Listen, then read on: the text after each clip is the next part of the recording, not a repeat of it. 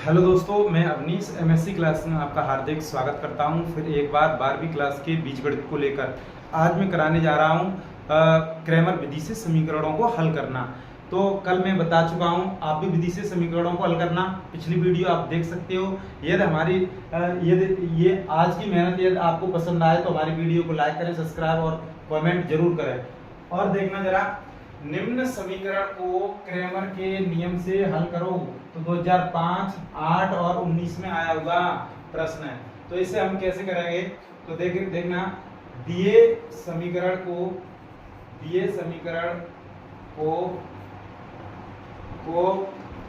चर के गुणांक से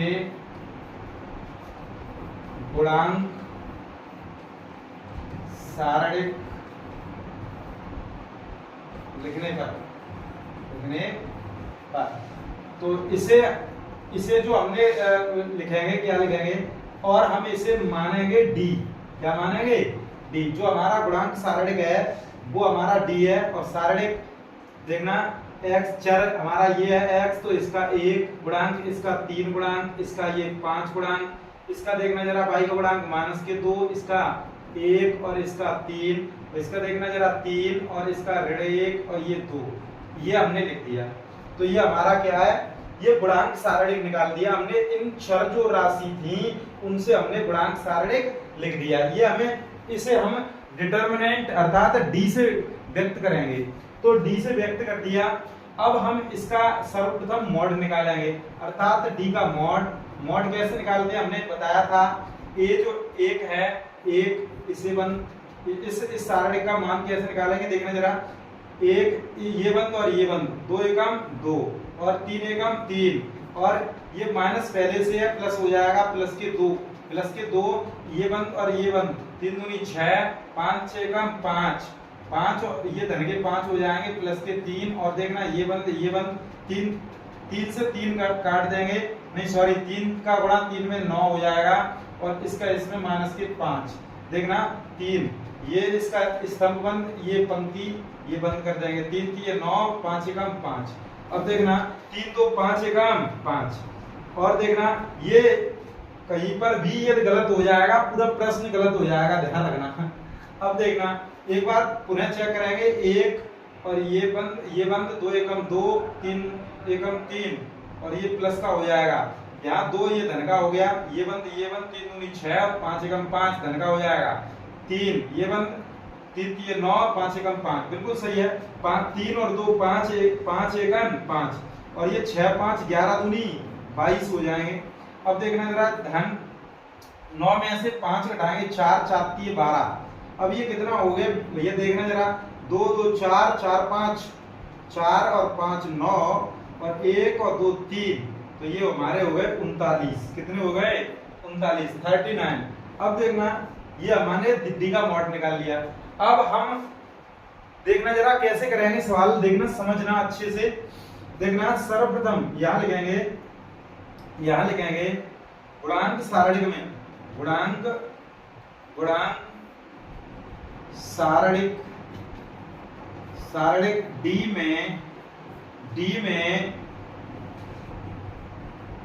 में ऐसे लिखेंगे, डी के देखना, डी के प्रथम स्तंभ में अचर पद विस्थापित करने पर,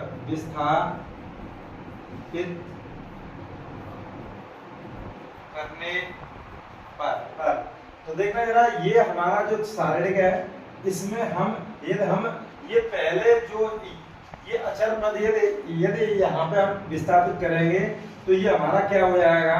यहाँ पे हम पहले स्तंभ में करेंगे तो ये dx हो जाएगा। dx बराबर यहाँ हमारा ये 11, और ये कितना है 2, और ये कितना है 3, और यहाँ पे देखना जरा माइनस के 2 1 3 और ये 3 माइनस 1 और ये 2, तो ये हमारा हो गया dx। अब इसका निकालेंगे हम मॉड, तो dx का मॉड कितना हो जाएगा, dx का मॉड कितना हो जाएगा 11, और ये बंद हो जाएगा ये वाला बंद, तो ये 2 एकम 2, और इसका इसमें कराएंगे प्लस के 3, 3 एकम 3 और एक माइनस हम अपने तरफ से लगाएंगे, तो ये हो गया प्लस का 3, और ये माइनस पहले से है, ये प्लस हो जाएगा 2। ठीक है, अब देखना जरा ये बंद और ये बंद, तो इसे हम कराएंगे 2 दूनी 4, इसका इसमें कराएंगे प्लस के 3।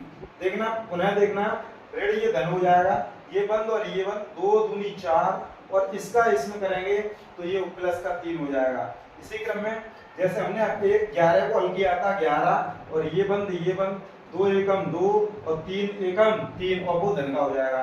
फिर इसी प्रकार से 3, और इसे बंद करेंगे, इसे बंद करेंगे, 3 दूनी 6 और 3 एकम 3, और इसका मान क्या आएगा 3 और 2 5 और 11 पंजा 55, कितना 55, और ये 4 और 3 7, 7 दूनी 14, प्लस 6 में से 3 गए, 3 बचेंगे, 3 3 9, कितने 9, तो ये कितने हो जाएंगे देखना जरा, यहाँ हम करेंगे, ये हमारा dx का मॉड निकल के आएगा, कितना आएगा देखना 55, 55 में 55 और ये 9 कितने हो गए 64, 64 और 4 68, 68 78, कितने हो गए 78, ध्यान रखना।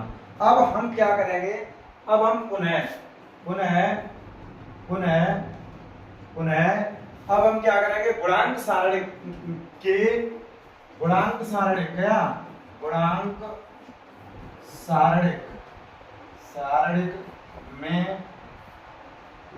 सारणिक में द्वितीय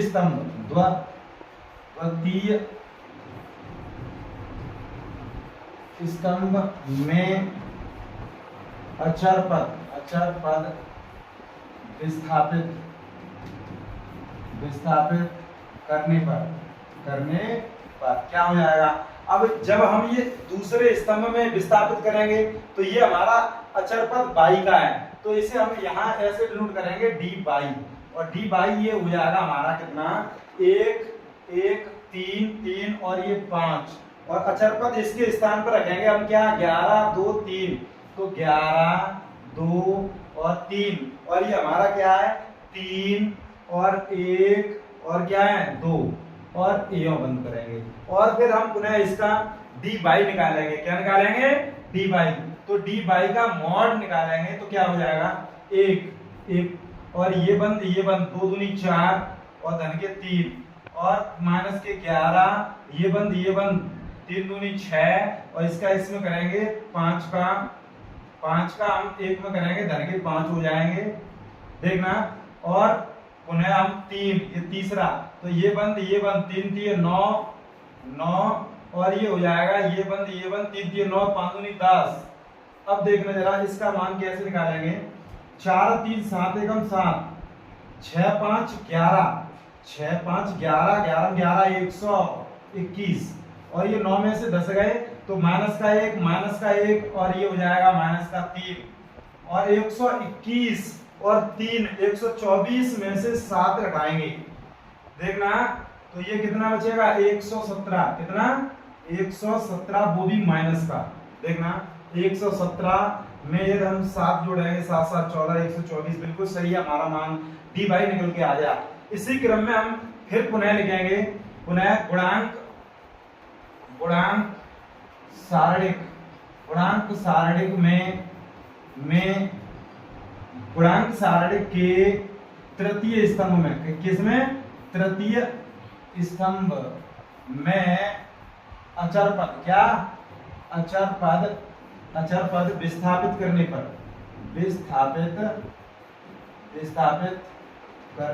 पर तो देखना जरा ये हो जाएगा। अब ये तीसरा स्तंभ है, ये तीसरा, ये किसका है जेड का, तो हम यहाँ लिखाएंगे डी जेड बराबर, और 1 3 2 1 3 5, क्या है 5, तो यहाँ 5 लिखेंगे, यहाँ पे ये दूसरा -2 और 1 और ये 3।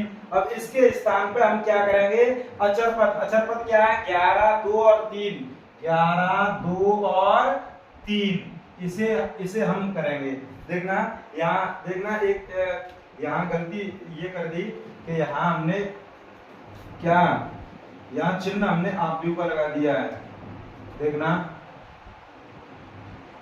आप व्यू का नहीं लगाएंगे, सारणी का चिन्ह रहेगा, ठीक। और देखना यहाँ पर भी प्रैक्टिस में रहता है।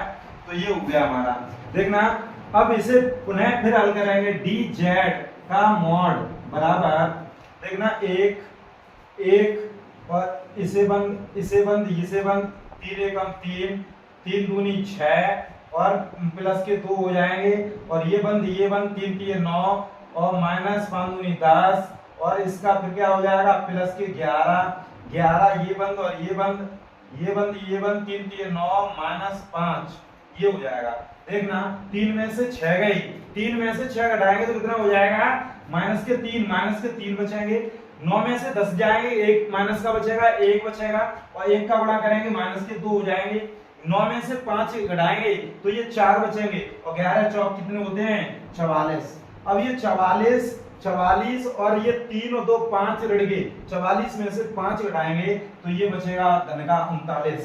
तो ये डी जेड, ये इसका मॉड निकल के आ गया।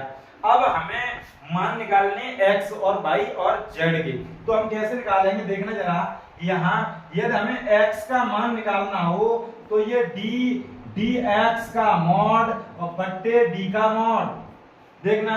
अब इसे हम कैसे निकालेंगे, dx हमारा कितना था, हमने निकाला था अभी dx कितना निकाला था, तो ये हमारा निकला था कितना, ये 78, कितना निकल रहा था 78, तो ये हम 78 लिखेंगे, कितना लिखेंगे 78 और बट्टे, और ये हमारा d का मॉड कितना था, d का मॉड था 39, कितना 39, और 39 दूनी कितने होते हैं 78, तो x का मान कितना आ गया।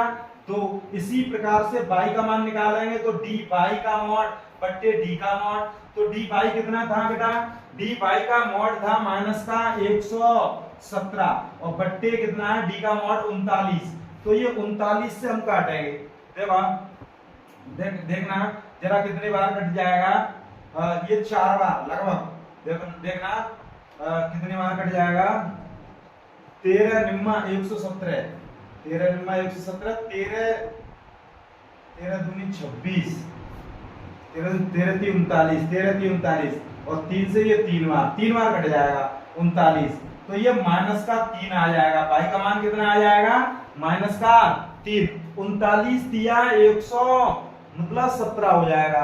अब देखना इसी प्रकार से z का मान, तो dz का मॉड बट्टे d का मॉड, तो ये कितना हो जाएगा, dz का मॉड कितना था 39 और ये 39, और d का मॉड हमारा कितना था, d का मॉड कितना था 39, तो 39 से 39 कट जाएंगे, मान कितना आ जाएगा z का मान 1। तो इस प्रकार से हम सभी मान ज्ञात कर लेंगे। देखना जरा, ये हमारे मान निकल के आ गए, x y z के मान निकालने थे। इस प्रकार से हम क्रैमर विधि द्वारा हम मतलब x y z के मान निकाल सकते हैं किसी भी समीकरण से। तो देखना ये बहुत ही मोस्ट है, इंपोर्टेंट है, और ये 8 नंबर में हर बार लगभग पूछा ही जाता है।